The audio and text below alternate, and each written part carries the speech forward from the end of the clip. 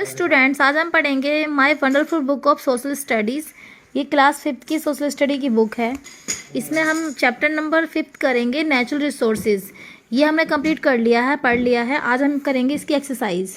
तो सबसे पहले इसके फिलअप्स कर लेते हैं। Natural resources are called wealth of a nation. Next यहाँ पे है फिलअप्स। यहाँ पे हम भरेंगे renewable resources can be use again and again. ये नेक्स्ट फिलअप्स है हमारा। यहाँ हम भरेंगे petroleum is taken out from the earth in a crude form. Next हमारा फिलअप्स है wind is use to produce electricity with the help of wind mills and wind turbines. अब आते हैं हम अपने एक्सरसाइज सेगमेंट में। तो यहाँ पे ओरल क्वेश्चन है जो कि हमने कॉपी में कर रखे हैं, और शॉर्ट हैं और लॉन्ग है। ये हमारे कॉपी में हो रखे हैं, बट हम जो बुक में जो फिलिंग करनी है वो पहले हम कर लेते हैं। सबसे पहले हम करेंगे टेस्ट योर सेल्फ। इसमें टिक द करेक्ट में जो फर्स्ट है वो है हमारा in which form is petroleum available from the earth. मतलब पेट्रोलियम की कौन सी फॉर्म हमारी अर्थ पर अवेलेबल मिलती है हम लोगों को। तो यहाँ पे राइट आंसर आएगा सी, क्रूड फॉर्म यानी कच्ची फॉर्म। नेक्स्ट हमारा है solar energy is describe as the days. तो यहाँ पे हमारा आएगा रिसोर्स ऑफ द फ्यूचर। जो सोलर एनर्जी है वो हमारे लिए एक तरह से फ्यूचर, भविष्य का रिसोर्स है, भविष्य का साधन है, संसाधन है। नेक्स्ट हमारा है the demand of natural resources is rising due to the increasing population. मतलब जैसे जैसे पॉपुलेशन बढ़ती जाती है वैसे वैसे जो हमारी नेचुरल रिसोर्सेज हैं उनका मतलब विकास करने की डिमांड बढ़ती जाती है। तो इसका राइट आंसर क्या आएगा? पॉपुलेशन। अब नेक्स्ट हमारे हैं एमसीक्यूज। तो एमसीक्यूज में फर्स्ट जो एमसीक्यूज है वो है natural resources are very important for the development of a country. जो नेचुरल रिसोर्सेज है वो किसके लिए मतलब इम्पॉर्टेंट है? एक कंट्री के लिए।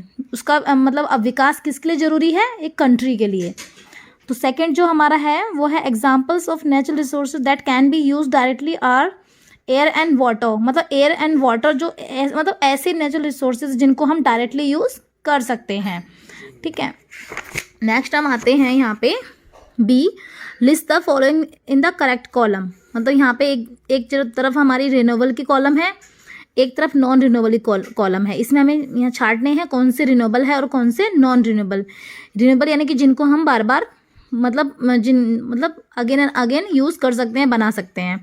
और नॉन रिन्यूएबल वो होते हैं जिनको एक बार यूज़ करने के बाद दोबारा उनको हम बना नहीं सकते। तो इसमें क्या आएगा? Water, sunlight, air, plant, soil, human being, animal. ये क्या है? ये रिन्यूएबल रिसोर्सेज हैं। इस नॉन रिन्यूएबल में हमारे आएगा कोल, आयरन, मिनरल्स और फॉसिल्स, यूरेनियम, पेट्रोलियम। ये हमारे क्या है? नॉन रिन्यूएबल रिसोर्सेज हैं। आते हैं हम अपने एक्सरसाइज सेगमेंट जिसमें हम रिटन फॉर्मेट में आ जाते हैं। तो हमारा जो ओरल क्वेश्चंस है, लॉन्ग है, शॉर्ट है, वो हमने कॉपी में कर रखे हैं। ये देखिए, class 5 social studies chapter 5 natural resources. तो ओरल क्वेश्चन में अपना मैच कर लीजिएगा क्वेश्चन। पहला जो क्वेश्चन है वो है नेम सम नेचुरल रिसोर्सेज। मतलब जो प्राकृतिक रिसोर्सेज हैं, संसाधन है, उनके नाम बताइए जो हमारे नेचर से हमें मिलते हैं। तो कौन कौन से हैं? सम नेचुरल रिसोर्सेज आर मतलब पानी, वाटर, लैंड, जमीन, एयर, हवा, सनलाइट मतलब सूर्य की मतलब light, forest, jungle and minerals. ये सारे खनिज पदार्थ ये हमें कहाँ से मिलते हैं? नेचर से मिलते हैं। ठीक है। नेक्स्ट आते हैं what are non renewable resources. मतलब वो रिसोर्सेज बताइए वो कौन से होते हैं जो नॉन रिन्यूएबल होते हैं, जिन्हें हम दोबारा नहीं बना सकते या फिर जिनको बनाने में थाउजेंड्स ऑफ ईयर्स लगते हैं।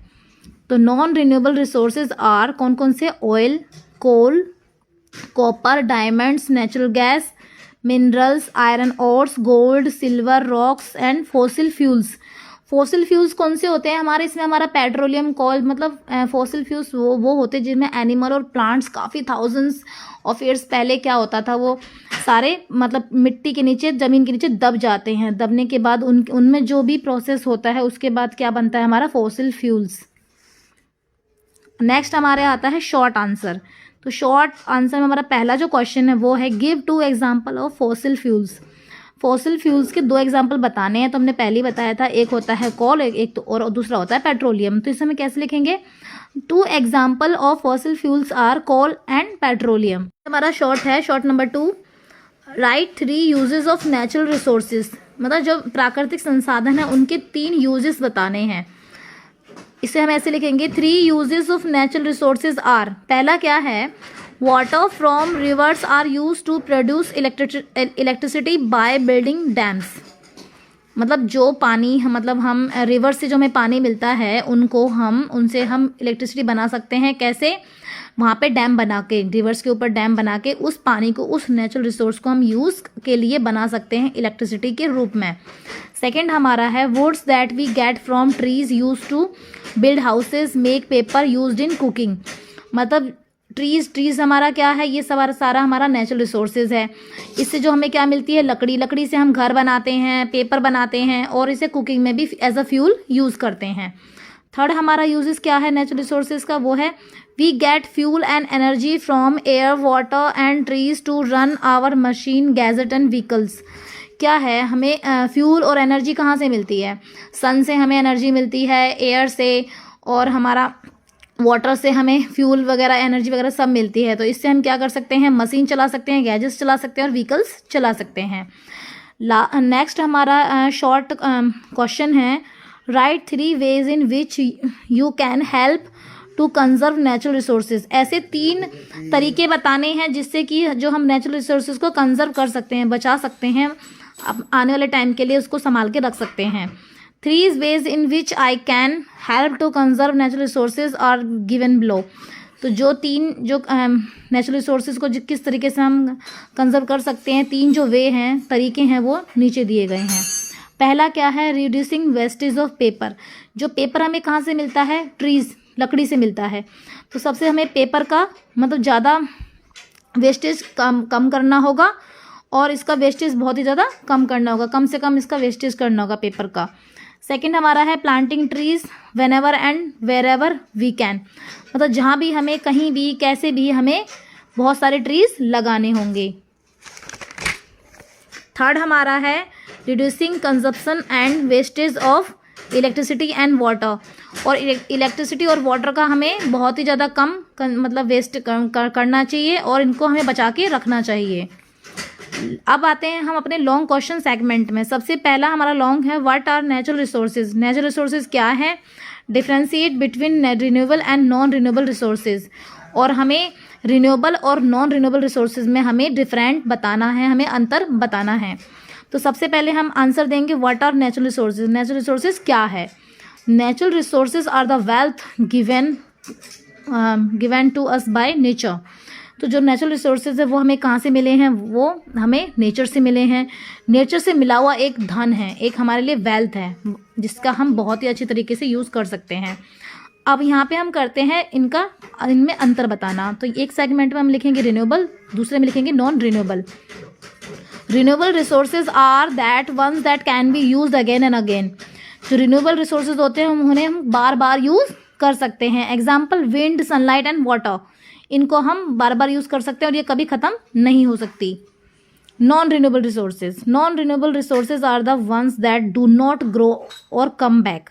या एक तो ये दोबारा उगाए नहीं जा सकते और दूसरे ये दोबारा वापस नहीं आ सकते। एग्जाम्पल है oil, coal, copper, natural gas and minerals. Second हमारा लॉन्ग है what is the importance of natural resources in our life. हमारी ज़िंदगी में प्राकृतिक संसाधनों की क्या इंपॉर्टेंस है, क्या महत्व, मतलब क्या महत्व रखते हैं ये। तो इसका जो राइट आंसर है वो natural resources are important in our life. जो नेचुरल रिसोर्सेज है, प्राकृतिक संसाधन है, वो हमारी लाइफ में बहुत इंपॉर्टेंट हैं। They are use by us to fulfil our daily needs. ये हमारे द्वारा यूज़ किए जाते हैं और इससे हमारे जो रोज़ की जो नीड्स होती है, ज़रूरतें होती है, वो पूरी होती हैं। जैसे कि पानी के बिना तो हम मर जाएंगे, हवा, हमें सब कुछ चाहिए। Natural resources are called the wealth of a nation. Many countries have developed their resources and have become rich and prosperous। ठीक है। नेक्स्ट हमारा थर्ड लॉन्ग है Why are countries depending upon solar energy as a future resources। मतलब जो भी countries हैं वो आखिर मतलब सोलर एनर्जी पे ही क्यों डिपेंड हो रही हैं, ताकि वो फ्यूचर रिसोर्सेज के लिए, मतलब भविष्य के संसाधन के लिए सोलर एनर्जी पे क्यों डिपेंड हो रही हैं। तो इसका आंसर बताना है। देखिए क्या होता है कि फ्यूचर में क्या है, फ्यूचर में हमारे पास एक ही चीज़ है जो नेचुरल तरीके से रहेगी, वो है सनलाइट। तो सनलाइट से हमें क्या मिलेगी, सोलर एनर्जी मिलेगी, जिससे कि हम आगे जाके कार मतलब सब कुछ यूज़ कर सकते हैं, इलेक्ट्रिसिटी कर सकते हैं, कुकिंग खाने में बनाने में यूज़ कर सकते हैं इसको एज अ सोलर पैनल के थ्रू हम इसमें अपने घर में इलेक्ट्रिसिटी ला सकते हैं। तो ये जो सोलर एनर्जी है ये कभी भी ख़त्म नहीं हो सकती, ठीक है। तो ये हमारे फ्यूचर रिसोर्सेज का बहुत ही मुख्य साधन है। तो इसका जो राइट आंसर है, due to the rapid rise in population natural resources are being used in large quantities, research is being conducted by scientists to produce alternative energy sources. Solar energy is one such sources of energy. It is rightly described as the resource of the future. Advanced country depending like Japan are developing cars that can run by solar energy. तो अब हम आते हैं अपने 4 long and last पे। Write how human activities are depleting natural resources, मतलब जो human activities बतानी है जिससे कि जो हमारे नेचुरल रिसोर्सेज है वो ख़त्म हो रहे हैं, खाली हो रहे हैं। कौन कौन सी ह्यूमन एक्टिविटीज़ हैं? तो इसका जो राइट आंसर वो है, human activities are the biggest threat to natural resources like water with increasing industrialisation and population explosion. The exciting water resources are being overused and misused. Water is being polluted and the water resources are being depleted by human activities. तो ये जो हमारा natural resources class 5th का जो chapter number 5 है, इसका जो exercise है वो कंप्लीट हो चुकी है और इसके से रिलेटेड जो भी वीडियोस हैं वो भी हमने ऑलरेडी अपलोड कर चुकी है। जिसको कोई प्रॉब्लम हो तो कमेंट में बता सकता है।